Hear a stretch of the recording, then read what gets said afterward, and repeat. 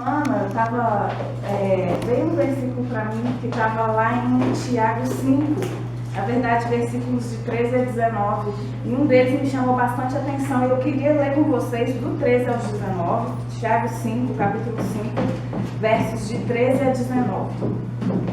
Diz assim: se algum de vocês está sofrendo, ore. Se algum está contente, cante hinos de agradecimento. Se algum de vocês estiver doente, que chame os presbíteros da igreja para que façam oração e ponham azeite na cabeça dessa pessoa em nome do Senhor. Essa oração, feita com fé, salvará a pessoa doente. O Senhor lhe dará saúde e perdoará os pecados que tiver cometido. Portanto, confessem os seus pecados uns aos outros e façam oração uns pelos outros, para que vocês sejam curados. A oração de uma pessoa obediente a Deus tem muito poder. O profeta Elias era um ser humano como nós. Ele orou com fervor para que não chovesse, e durante 3 anos e meio não choveu sobre a terra. Depois orou outra vez, e então choveu, e a terra deu a sua colheita. Meus irmãos, se algum de vocês se desviar da verdade e outro o fizer voltar para o bom caminho, lembre-se disso.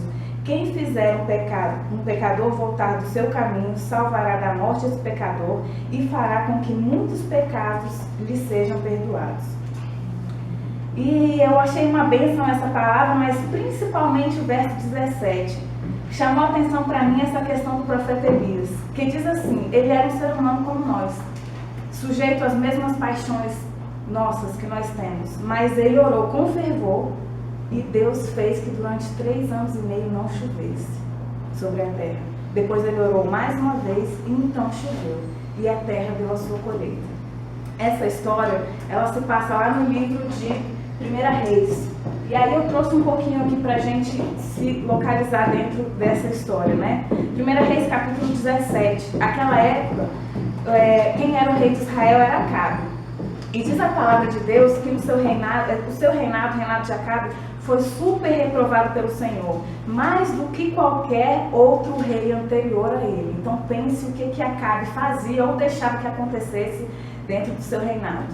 Para Acabe era normal, era comum aquele pecar habitualmente. Ele concordava com isso e mais que isso, como quando se casou com Jezabel, Jezabel apresentou para ele um outro rei chamado um outro Deus chamado Baal. E ele começou a prestar culto para Baal e adorá-lo. Mais que isso, ele ainda ergueu um altar para Baal. E mais ainda, ele ainda fez um poste sagrado para Baal.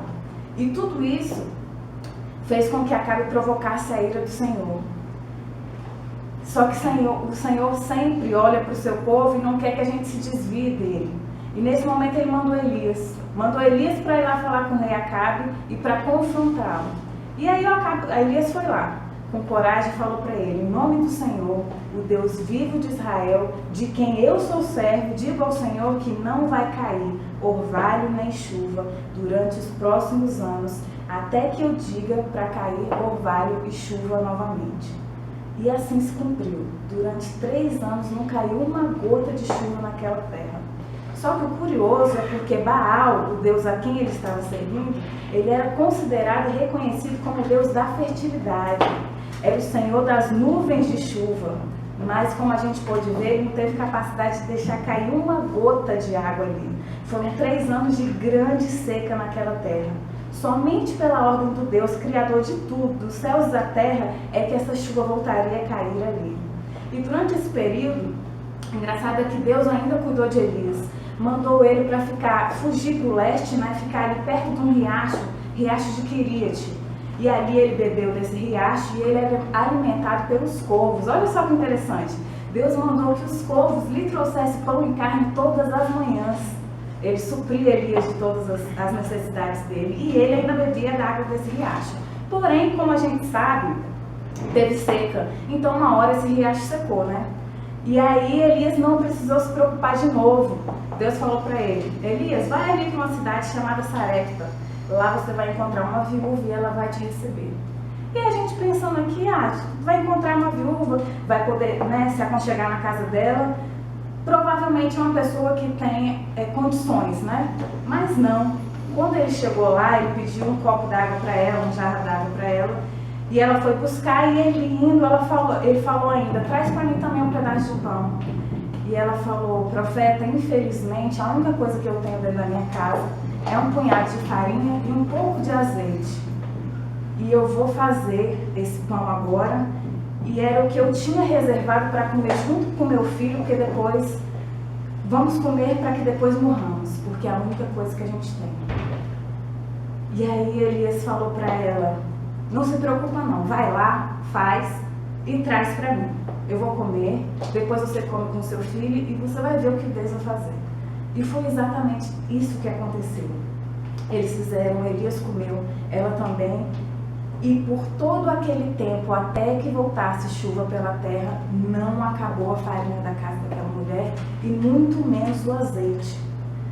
Além de Deus, além dela ter compartilhado o pouco que ela tinha, Deus ainda fez prosperar aquilo, ainda fez um milagre na terra dela. Às vezes a gente pensa que a gente precisa estar abastado para poder ajudar uma outra pessoa. Não, compartilhe o que você tem. Na verdade, ela fez aquilo que Deus tinha mandado. Ela recebeu Elias na casa dela e através daquele ato que ela fez de compartilhamento, de obedecer na verdade o que Deus tinha mandado, Deus fez um milagre dentro da casa dela.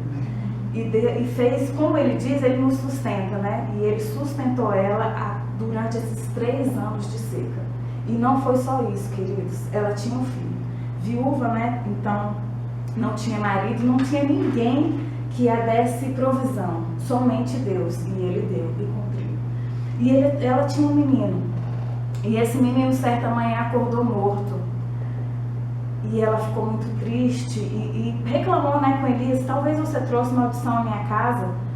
E Elias não, acreditando no poder de Deus, pegou aquele menino, levou até o último andar, orou por ele, clamou. Diz a palavra de Deus que ele pediu a Deus 3 vezes, Senhor, traz a vida esse menino. E o Senhor trouxe a vida a esse menino. Isso mostra que Deus, ele se importa também com aquilo que a gente ama, aquilo com que a gente mais se preocupa. Ela só tinha esse filho. O filho era a vida dela, era o seu fruto, era a recompensa, como diz a palavra de Deus, os nossos filhos são herança do Senhor. Era a herança do Senhor que ela tinha. E Deus trouxe a vida para aquele menino de novo. Então, além disso, Deus ainda fez um milagre na casa daquela mulher.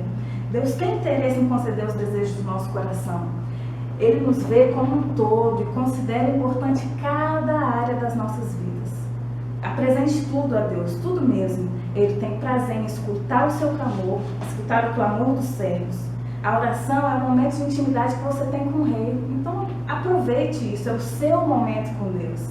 Clame, ore, mas sempre com fé. E aí continua a história, passaram-se os 3 anos e aí o Senhor chamou Elias de novo. Elias, é hora de você se apresentar para cá, pois chegou o tempo que eu mandarei a chuva. O objetivo maior de Deus ali era provar para todos os homens e para Acabe quanto existia só um único Deus, o único Deus salvador dos céus e da terra. E Elias foi até Acabe e pediu que convocasse todo o povo de Israel. Acabe convoca todo o povo de Israel, quero todo mundo, e também os 450 profetas de Baal. Vamos todos para o Monte Carmelo. E aí a gente conhece já essa história, né? Chegando lá, separaram 2 novilhos. Um dos novilhos foi cortado em pedaços e foi dado para os profetas de Baal. Eles foram ali, fizeram um altar, colocaram o novilho sobre a lenha, mas não acenderam fogo.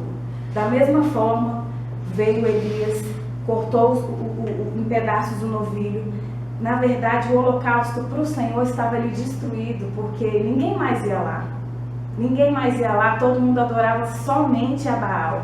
E ele foi lá, sozinho, ele era o único que restou como servo do Senhor. Foi ali, ele refez aquele altar, ele pegou 12 pedras representando as 12 tribos de Israel e ergueu seu holocausto, mas também não acendeu fogo. O fogo que descesse dos céus seria a prova do Deus vivo, seria a prova do Deus e único verdadeiro. Diz a palavra de Deus que os profetas de Baal passaram um dia todinho gritando, se lamentando, se feriram inclusive para que o Deus de Baal fizesse alguma coisa, e nada aconteceu. Quando chegou a vez de Elias, ele inclusive, além de fazer o altar, ele construiu uma valeta ali ao redor desse holocausto, encheu 4 jarros de água 3 vezes e mandou que jogassem por cima do holocausto. E eles jogaram uma vez, jogaram 2 vezes, jogaram 3 vezes. E aí chegou a vez de Elias. Ele se prostrou ao Senhor e fez a sua oração. Olha a oração de Elias. Ó Senhor, Deus de Abraão, de Isaac e de Israel, que hoje fique conhecido que Tu és Deus em Israel e que eu sou o Teu servo e fiz todas essas coisas por Tua ordem. Responde-me, ó Senhor, responde-me para que este povo, que Tu, ó Senhor, és Deus, que faça o coração deles se voltar para Ti. E aí então o fogo caiu do céu e queimou completamente o holocausto. E quando o povo viu isso, todos caíram prostrados e gritaram: só o Senhor é Deus, só o Senhor é Deus. E se a gente observar, ele estava preocupado apenas com 3 coisas nessa oração que ele fez. A primeira de tudo era mostrar que Deus era o único Deus. Ele começa dizendo: Senhor, para que hoje fique conhecido que só Tu és Deus. Segundo, Senhor, para que eles saibam que o que eu faço é obedecendo a Tua vontade.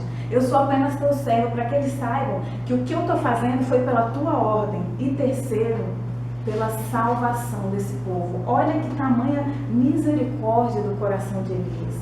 Ele não estava preocupado com o que iriam pensar dele, o que iriam falar, se a glória disso tudo iria vir para ele. Ele apenas queria que as pessoas fossem salvas.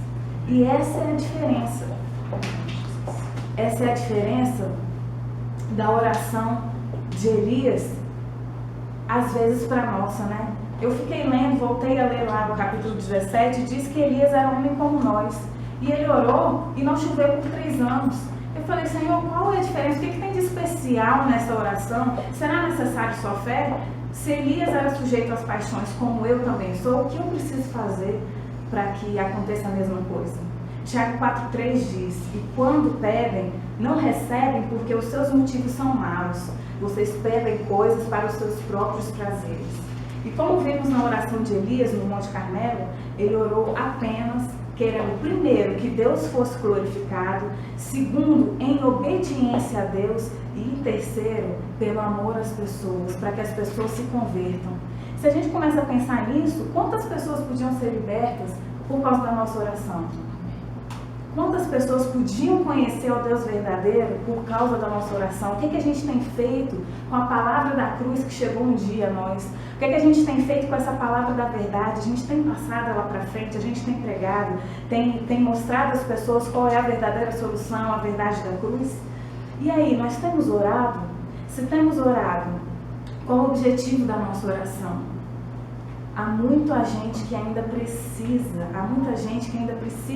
da nossa ajuda, seja com oração, seja falando a palavra da verdade. Como tem sido a nossa oração? Tem sido para glorificar a Deus? Tem sido em obediência a Ele? Tem sido para salvar vidas? A gente tem orado por libertação? A gente tem esse coração contrito? A gente tem esse amor vindo dos céus? A gente tem colocado Deus realmente acima de todas as coisas? E a mensagem que eu venho trazer hoje para a gente é: a gente tem orado, e a gente tem orado por vidas, a gente tem pedido a Deus um coração contrito para que realmente ame ao nosso próximo como Ele pediu. Então eu queria agora fazer uma oração com vocês e queria que cada um de vocês realmente pensasse nisso, pedisse a Deus um coração contrito, um coração quebrantado, e que Ele nos ensinasse a orar verdadeiramente. Porque se uma oração fervorosa, uma oração feita corretamente tem esse poder, por que é que isso não tem acontecido nas nossas vidas? O que a gente tem feito de errado? Ou por que a gente não tem conseguido alcançar esse objetivo? Então eu queria que a gente abaixasse nossas cabeças e pedisse realmente a Deus que Ele mudasse o nosso coração. Senhor, dá-nos um coração que te ame acima de todas as coisas. Dá-nos um coração que se importa com o próximo. Ensina-nos a orar da maneira que te agrada.